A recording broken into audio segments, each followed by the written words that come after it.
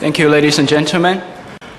My topic today is walls and bridges. I'm studying in a city famous for its city walls.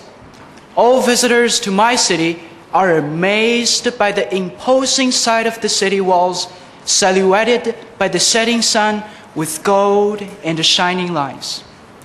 With old cracked bricks patched with lichen, the walls are weather-beaten guards, standing still for centuries in protecting the city. Our ancestors liked to build walls. They built walls in Beijing, Xi'an, Nanjing, and in many other cities. And they built the Great Wall, which snaked through half our country. They built walls to ward off enemies and evil spirits.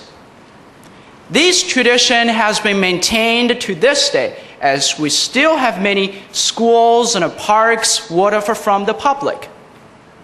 I grew up at the foot of the city walls, and I have loving them since my childhood. For a long time, walls were one of the most natural things in the world.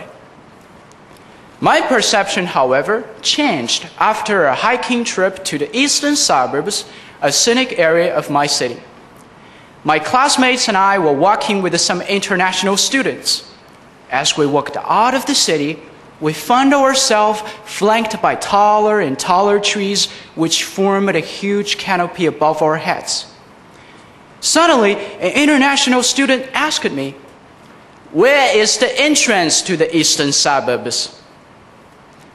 "We are within the eastern suburbs," I replied. He seemed taken aback. "I thought you Chinese have walls for everything." His remark set off a heated debate. At one point, he likened our walled cities to jails, while I insisted that the eastern suburbs were one of the many places in China that had no walls. That debate had no winners, but I did learn a lot from this international student. For instance, he told me, universities like Oxford and Cambridge were not surrounded by walls. The campuses were just a part of the cities. I have to admit that we do have many walls in China, and as we're developing our country, we must carefully examine them, whether they're physical or intangible. We will tear down some walls, and we will keep some of them. Let me give you an example. A year ago, when I was working on a term paper, I needed a book on business law, and I found a copy in the law school library. However, the librarians turned down my request with a cold shoulder, saying, "You can't borrow this book. You're not student head." In the end, I had to spend 200 yuan buying a copy. Meanwhile, the copy in the law school was gathering dust on the shelf. At the beginning of this semester, I heard that my university has started not only to unify all its libraries, but also to link them up with libraries of other universities, so my experience will not be repeated. Barriers will be replaced by bridges. Through an interlibrary loan system, we will have access to books from any library.